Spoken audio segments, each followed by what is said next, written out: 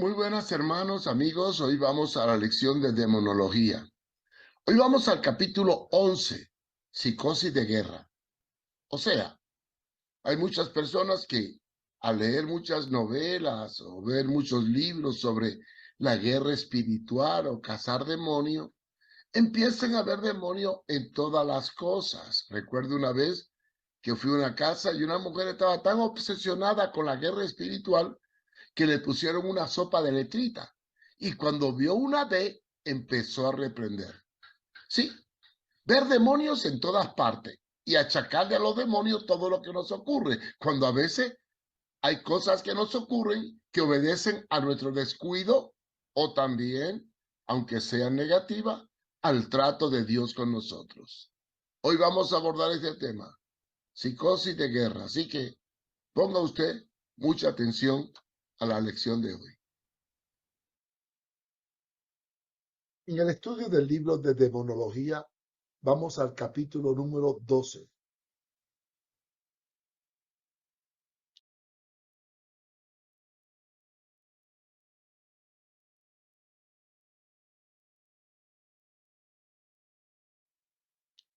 En nuestro mundo que vivimos se ha puesto de moda el término guerra espiritual.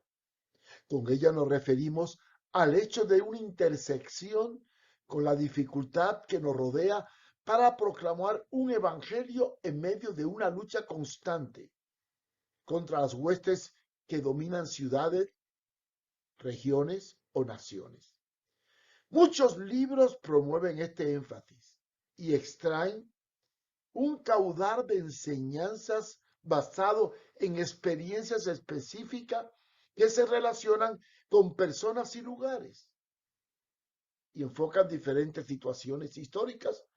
A las mismas se tienen que enfrentar con una supuesta guerra espiritual, llevando el plano de la guerra a una obsesión continua. Yo no veo problema en afirmar que existen en determinadas circunstancias batallas espirituales, pero para poder obtener la victoria tenemos que proclamar el evangelio y estar firme y no caer en una psicosis de supuesta guerra espiritual.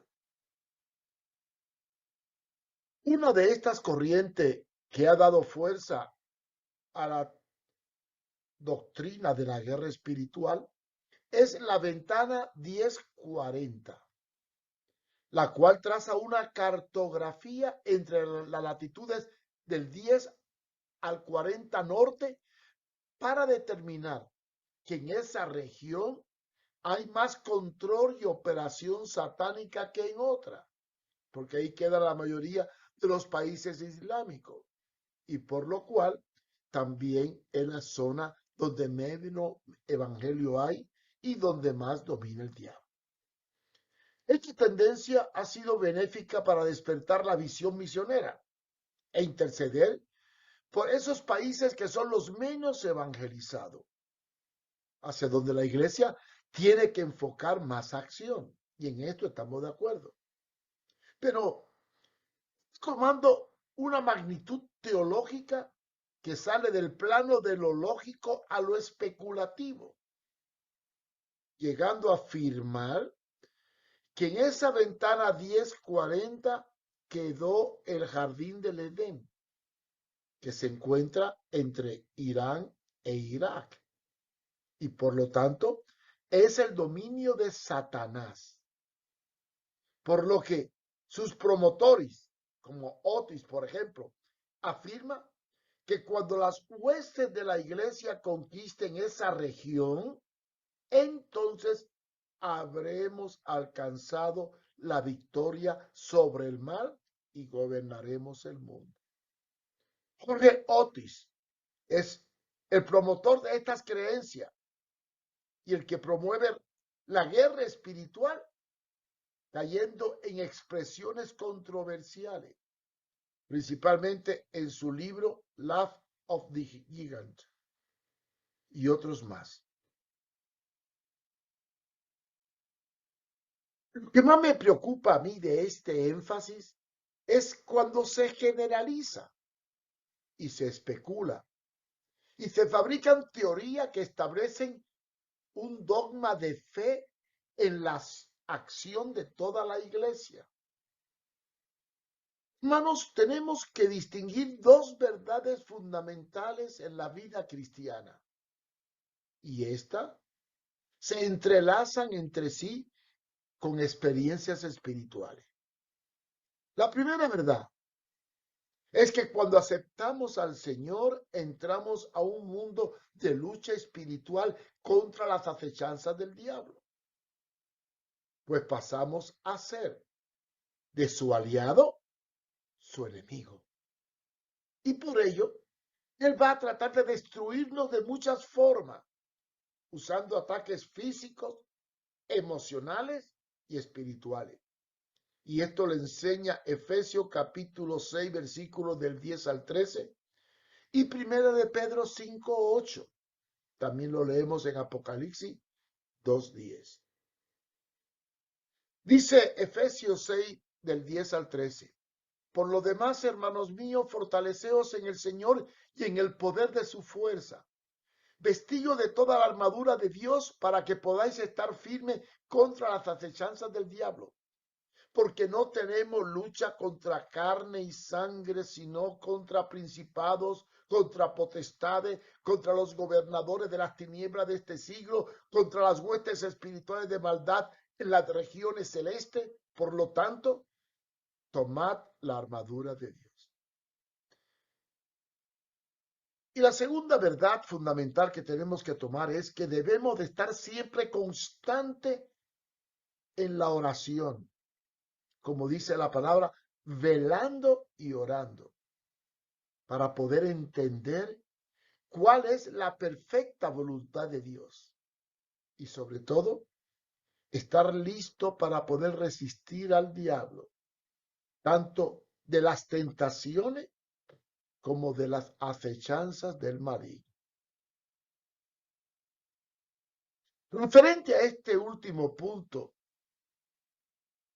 debemos especificar dos áreas en donde el diablo nos va a atacar más. La primera nos ataca dentro de nosotros mismos, de manera que el diablo obtiene armas para atacarnos a través de las pruebas y tentaciones y sobre todo la preocupación. Es por eso que Santiago 1:12 dice, bienaventurado el hombre que persevera bajo la prueba, porque cuando haya sido probado, recibirá la corona de vida que Dios ha prometido a los que le aman. Así que Dios permite las pruebas para templarnos y perfeccionarnos. Y a veces le permite a Satanás atacarnos para hacernos fuertes. Porque Satanás es el causante de todo mal y sus agentes. Por eso Santiago dice en el versículo más abajo del 12, en el 13 dice, nadie diga cuando sea tentado que es tentado por Dios, porque Dios no es tentado por el mal y él no tienta a nadie. Así que Dios no nos tienta, nos permite al diablo que nos tiente para enseñarnos a ser fuerte y poder luchar contra él. Sin embargo, la causa por medio de la cual somos atacados radica muchas veces en nuestra propia concupiscencia, o sea, en nuestros propios deseos o en nuestra propia naturaleza viciada, de la cual el enemigo se aprovecha para llevarnos al pecado. Solo el pecado puede abrir el camino del señorío de Satanás sobre nuestras vidas. Y eso no ocurre fácilmente. Por eso leemos en Santiago, ya en los versículos 14 y 15 del capítulo 1, que el Señor nos enseña por medio de Santiago lo siguiente: pero cada uno es tentado cuando es arrastrado y seducido por su propia pasión o concupiscencia. La baja pasión o concupiscencia, después de haber sido concebida, o sea, deseada, da luz al pecado. Y el pecado, una vez llevado a cabo o ejecutado, engendra la muerte. De manera que no culpemos al diablo de todas las cosas. Nosotros concebimos los malos deseos y él nos tienta y nos seduce para arrastrarnos al pecado a través de nuestros propios deseos. Hermanos, no podemos generalizar y afirmar que todas las tendencias pecaminosas obedecen necesariamente a un dominio directo de los demonios o de Satanás, aunque estos obran por medio del pecado. Notemos la expresión de Pablo cuando dice seducido por su propia pasión. Y en la versión del 1960 afirma es atraído. Quiere decir que para que Satanás pueda controlar nuestras vidas y hacernos sus esclavos, necesitamos ceder a nuestros deseos, ejecutando el pecado. El pecado muchas veces nace dentro de nuestra naturaleza. No es una fuerza de origen totalmente satánico. Satanás no pone el pecado en nosotros. Nosotros lo concebimos y él trabaja sobre nuestro deseo. Es por ello que lo podemos atajar a tiempo. ¿Y cómo? A través de la confesión. Antes de que el silencio abra la puerta a los demonios, tenemos que confesar nuestros pecados. Y así, si obro con prudencia, confesando el pecado, encuentro liberación. Porque la consecuencia del pecado escondido y no confesado es atadura. Es por ello que la Biblia nos enseña que abogados tenemos para con el Padre a Jesucristo. La segunda área de ataque del maligno en nuestras vidas puede ser la confrontación directa a través de las circunstancias. Él va a tratar de impedirnos que proclamemos el Evangelio y que vivamos una vida victoriosa y nos pondrá mucha trampa en el camino. Para ello, él va a usar una serie de adversidades como enfermedades, problemas, ataque, desánimo, frustración, fuerte presión satánica, y todo ello serán los elementos con los cuales tratar de destruirnos. Porque, como dice 2 de Corintios 2:11, no debemos ser engañados por Satanás, pues no ignoramos sus maquinaciones. Esto nos debe llevar a discernir por medio del Espíritu Santo cuáles son sus maquinaciones, para que no seamos engañados por Satanás, como dice la palabra, y saber cómo tenemos que obrar.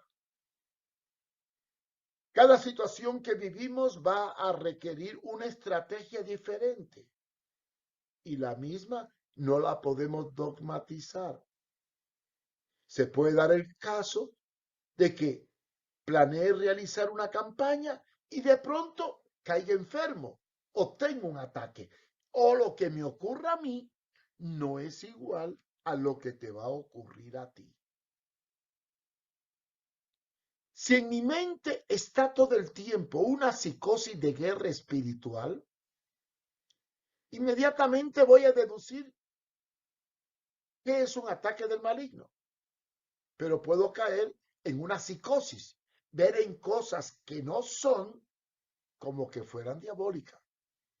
Y entonces comienzo a entrar a una batalla espiritual absurda, la cual me puede desgastar, frustrar e incluso llevar al fracaso. Hay que distinguir cuando un problema tiene una razón lógica o diabólica. Así que, hermanos, cuando emprendamos una batalla, debemos de estar seguros contra quién peleamos. No vaya a ocurrir lo que el apóstol Pablo menciona en 1 Corintios 9:26. Por eso yo corro así, no como a la aventura, no a lo loco. Peleo así, no como quien golpea al aire. En otras palabras, tenemos que luchar con el enemigo conociendo bien su estrategia y discerniendo si ese ataque obedece al enemigo o es parte del trato de Dios con mi vida. Porque os hago una pregunta. ¿Acaso no puede Dios usar la adversidad para llevarme a realizar algo que no está en mis planes, pero sí está en los planes de Dios?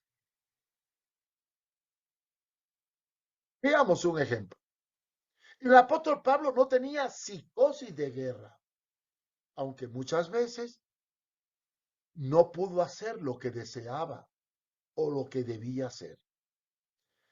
Pablo sufrió muchas circunstancias adversas, como una vez que tuvo la revelación del Espíritu y aprendió que todo lo que le ocurría, aún lo más negativo, todo obra para bien.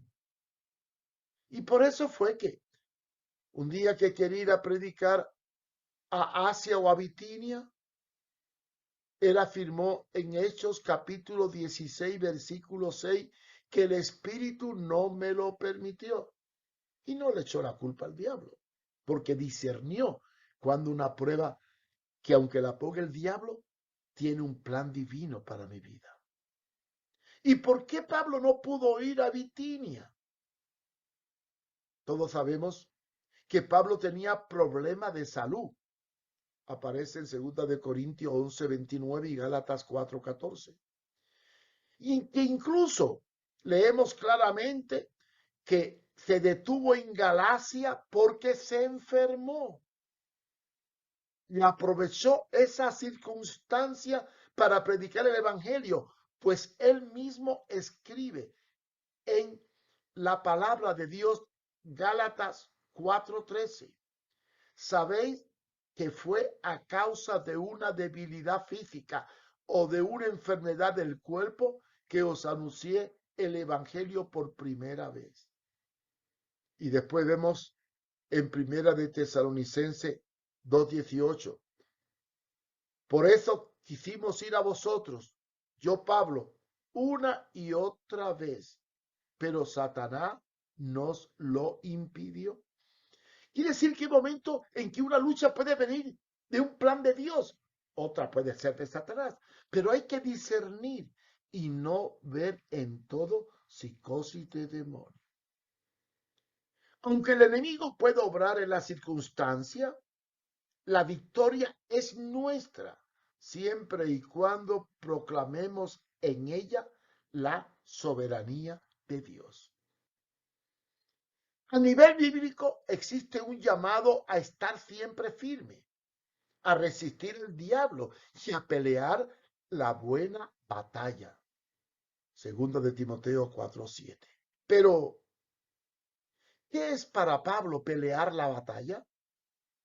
Para Pablo no es una guerra determinada con demonios específicos, ni un plan basado en una estrategia de combate contra determinadas fuerzas a las cuales tengo que atar. Para Pablo, todo es una trayectoria de lucha, esfuerzo y problemas y tentaciones frente a las cuales tengo que estar firme, tomando toda la armadura. Pero, ¿qué es esto de tomar toda la armadura? Según Efesios 6 del 10 al 20, Esta armadura es la oración, la firmeza frente al ataque del diablo, la proclamación de la palabra, la justicia, la fe, la paz, la salvación que envuelve santidad y el reconocer que el Espíritu opera con poder por medio de la palabra proclamada. Hay grupos selectos de intercesores que pueden atar y desencadenar esta guerra espiritual. Hay una guerra definida y específica que librar. Existe un modelo bíblico de oración de combate. ¿Cómo se trata de implantar? Es bueno contestar estas preguntas. Y en el mismo capítulo de Efesios, Pablo concluye afirmando: orando en todo tiempo en el Espíritu con toda oración y ruego, vigilando con toda perseverancia y ruego por todos los santos.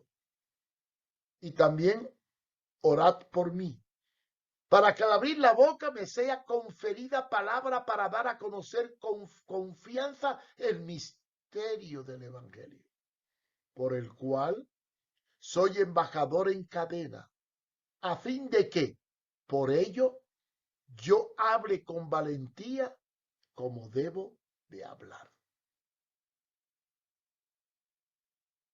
La preocupación principal del apóstol Pablo era estar siempre en la oración y tenerla como un estilo de vida todo el tiempo.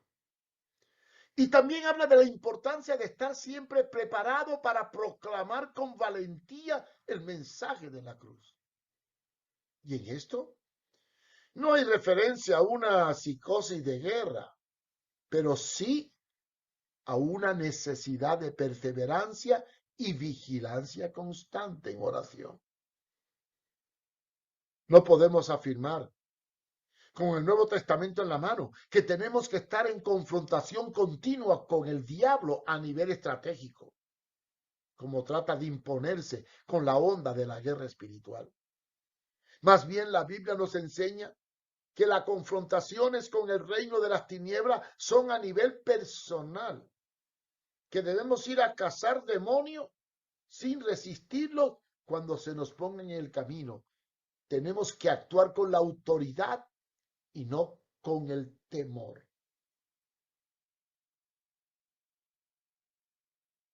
No hay método perfecto de estrategia en la oración, porque este es un imperativo.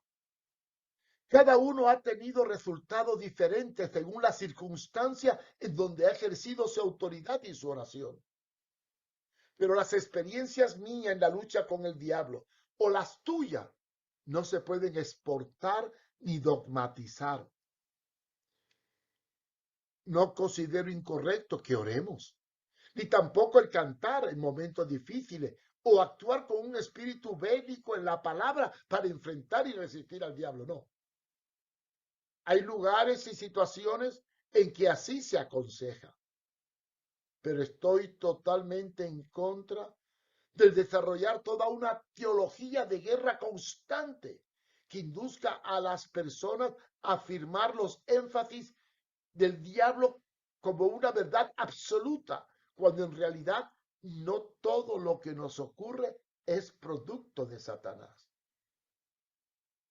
La oración tiene diferentes matices y se emplea en diferentes circunstancias. La guerra espiritual no es total ni global, es individual y quizás dependiendo del sector o del país. Por ejemplo, algunos cometen el disparate de afirmar que hay una guerra a ras del suelo.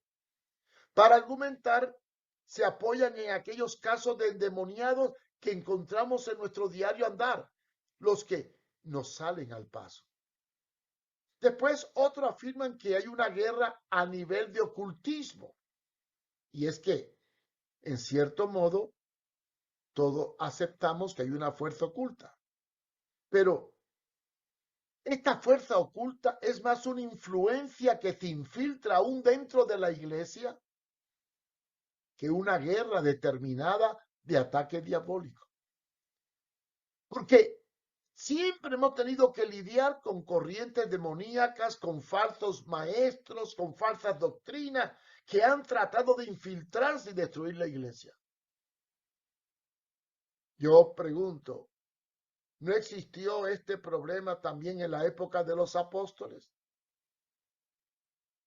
Reconozco que aquellos que desean buscar a Dios y han salido a practicar el ocultismo en algún momento o han tenido tratos diabólicos, van a confrontar muchas más luchas, ataduras y manifestaciones demoníacas con aquellos otros que nunca bregaron con cosas de ocultismo. Al bregar con más cosas de ocultismo, más ataduras tenemos. Pero podemos actuar con toda autoridad en la palabra para liberarles de los demonios y de esas ataduras que le tormentan. Pero estas personas que están dentro de la onda de la guerra espiritual afirman que hay una guerra espiritual a nivel estratégico y desarrollan todo un método dinámico para enseñar y accionar a fin de identificar a los demonios por sus nombres y establecer sus áreas de influencia y después elaborar una metodología de lucha que se sale de lo bíblico para entrar en lo especulativo y fantástico. Laurie Leet, un escritor evangélico, en su libro Engaged for the Enemy, identifica 4 territorios de guerra espiritual en esta teoría. Establece primero los principados, a los cuales cataloga como espíritus demoníacos. Él ignora que los demonios son espíritus malignos y creen que son ángeles. Segundo, las potestades. Él cree que las potestades son los capitanes del equipo, tales como legiones, los cuales dice que tienen nombre. Tremendo disparate. Las potestades y los principados son ángeles caídos que no poseen cuerpo, sino se personifican para engañar. Después dice que los gobernadores son espíritus regionales y los gobernadores son ángeles que controlan ciertas áreas del mundo. Y por último, en el 4 punto habla del hombre fuerte, el que domina y supervisa las actividades demoníacas. Pero frente a todas estas conjeturas, yo me pregunto, ¿de dónde puede sacar tales ideas absurdas? Afirmar lo que no dice la Biblia es muy peligroso e incluso nos puede llevar a herejía. Hay que distinguir que los demonios poseen los cuerpos y degradan al hombre, mientras que los ángeles ejercen poderes de principado, potestades y gobernadores que rigen y gobiernan a los demonios, que son los espíritus malignos. Últimamente la literatura evangélica ha sido nutrida de novelas cristianas, como las que magistralmente ha escrito el novelista evangélico Frank Peretti, en las cuales relata de forma novelesca las influencias diabólicas dentro del mundo de hoy. Aunque sus descripciones se pasean por el mundo del poder diabólico en la sociedad y revela verdades profundas del quehacer satánico, las mismas están revestidas de matiz especulativo y fantasioso. Por ejemplo, como la descripción de las luchas de los demonios, iglesia, política y fuerzas ocultas, y relatar batallas de ángeles y demonios, así como el nombre de estos que le ponen la novela. Considero que en el fondo de sus libros, como por ejemplo el libro Penetrando la Oscuridad y esta patente oscuridad, todo lo que relata es totalmente cierto, aunque la forma del relato entra a veces en el campo de lo fantástico. Sin embargo, en este tipo de novela se apoyan muchos de los que elaboran manuales para la guerra espiritual, por lo que hacen de especulaciones y suposiciones novelescas, afirmaciones radicales que después se cristalizan en acciones específicas o dogmas evangélicos. Mi temor cuando se toman novelas y se convierten en dogma o una fantasía, la dogmatizamos, es que enfaticemos demasiado el término guerra espiritual y que esta tendencia, un tanto peligrosa, pueda generalizar acontecimientos y acciones del diario vivir sobre influencia de demonios que nos pueden producir psicosis de guerra y vivir con temor y no con seguridad.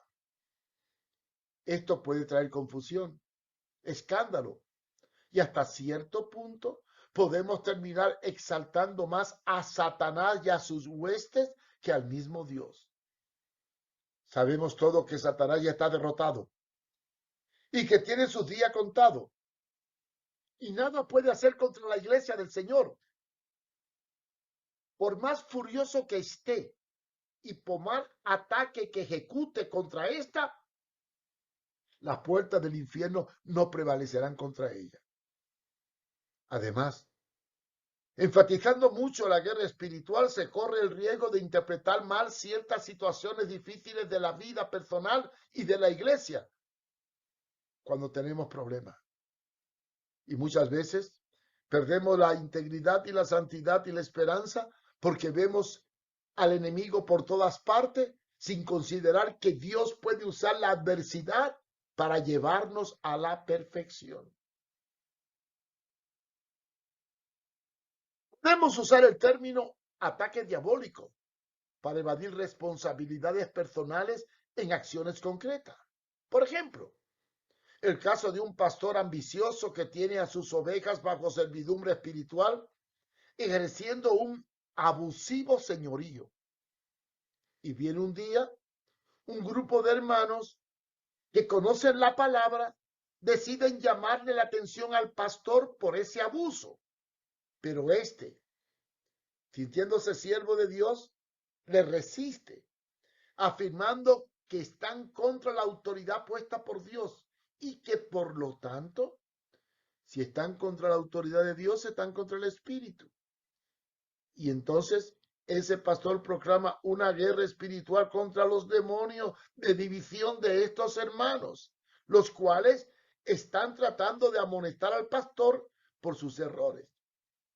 Y él usa armas espirituales o guerra espiritual para desmantelar el reclamo de hegemonía que él ejerce sobre las vidas de sus miembros. Yo pregunto, ¿tienen los miembros derecho a llamarle la atención al pastor cuando se sale de la línea bíblica? Bueno, al fin y al cabo, el pastor, aunque tiene autoridad, sigue siendo siervo. Y todas sus enseñanzas tienen que estar dentro del parámetro de la Biblia. Y si en algún momento se aparta de la palabra correcta, puede ser amonestado por boca de 2 o 3 testigos, como enseña la palabra. El otro peligro de esta onda de guerra espiritual es iniciar una caza de bruja, la cual consiste en comenzar a asociar cosas, circunstancias y problemas con el diablo, viendo en todo lo que hay alrededor un ataque satánico. Y así inician una psicosis de guerra, no solo contra las huestes espirituales, sino también contra personas, contra situaciones o cosas del entorno, que muchas veces nada tiene que ver directamente con las huestes del mal ni con las circunstancias adversas que estamos viviendo. Hay que evitar, pues, que la psicosis nos lleve a ver fantasmas donde no hay. Vivir en estado de guerra continua envuelve mucha tensión física y psíquica. Esta estrategia La usan algunos dictadores para distraer la atención de la gente a los problemas reales que a veces tienen dentro de un país. Es un arma psicológica para unir a la gente sin resolver los problemas internos. Si aplicamos este concepto al área espiritual, vivir con miedo de guerra y ataque continuo, corremos el mismo riesgo. Solo que ahora el espíritu también será afectado y podemos terminar no solo con una lucha espiritual continua que nos vaya desgastando emocionalmente, sino caer en una psicosis de ver y sacar demonios de todas partes que nos lleven a un desequilibrio mental, principalmente en aquellas personas que son aprensivas, que lo absorben todo fácilmente y son muy emotivas. Bueno, entender que debemos de orar, interceder y capacitarnos para enfrentarnos a todo tipo de mal, sea espiritual o carnal. Esta es una meta y una responsabilidad de la iglesia. Cuidado con aquellos grupos de élites espirituales que desarrollan esquemas marginantes, viendo fantasmas espirituales y viendo siempre a los demonios en toda la cosa, evadiendo a veces la realidad concreta y natural de nuestras vidas para achacarle todo lo que nos ocurre al diablo cuando muchas veces es responsabilidad nuestra. Nuestro modelo es Jesús. Debemos imitar el modelo de Jesús y no ser radicales, lo cual puede causar confusión, ni tampoco exclusión y exaltación a un poder como el de Satanás, que ya está vencido por la sangre de Jesucristo. Porque, como dice la palabra, en el amor no hay temor. Así que, hermanos, solo Jesús nos puede hacer vencedores. Si estamos en la palabra y tenemos discernimiento y lleno del Espíritu, nosotros podemos resistir al enemigo. No tenemos que estar viendo en todo al diablo, sino sabiendo que en todo lo que hagamos, aunque tengamos problemas y el enemigo nos asedie, como dice el apóstol San Pablo, somos más que vencedores. Así que no se pierda la próxima conferencia, porque seguiremos hablando de este tema tan interesante como es demonología. Después de transmitir esta enseñanza, la puede buscar en mi página de Mario Fumero, canal Mario Fumero, en YouTube, y encontrará esta enseñanza. Muchas gracias por haberme acompañado en la enseñanza de hoy. Si quiere hacer contacto y aprender más, entre a mi página web www.contralapostasía.com o busque también las enseñanzas todas en el canal Mario Fumero de YouTube o escriba mi correo electrónico marioeduardofumero@gmail.com. Esperamos contar con usted en la próxima enseñanza sobre este tema, porque seguiremos hablando de demonología. Dios les bendiga.